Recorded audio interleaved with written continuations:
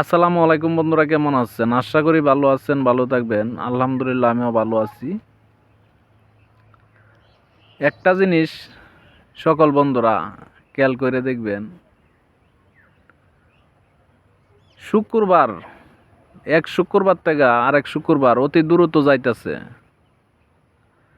আর মানুষ কথায় কথায় মিথ্যা বলতেছে। আর দুনিয়ার ভিতরে নারী লইয়া, টাকা লইয়া, ধন লইয়া, স্বর্ণ লইয়া, এইগুলা লই লাঞ্ছিত অপমানিত মানুষ হইতাছে। আর এইগুলার প্রতি মানুষের লোভ, এই লোভ মানুষে সামালতে পারে না।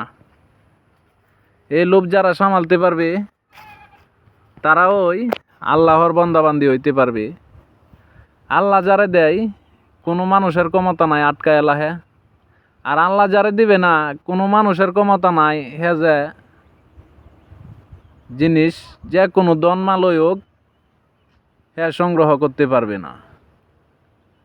এই জন্য কেমত অতি নিকট। মানুষ কথায় কথায় মিথ্যা বলে, কেমত এই জন্য অতি নিকট। আল্লাহ রাসূল সাল্লাল্লাহু আলাইহি সাল্লাম বলছেন, যে কোনো মুহূর্তে কেমত হইতে পারে। কেউরে বলবে না কেমত যে কখন হইবে।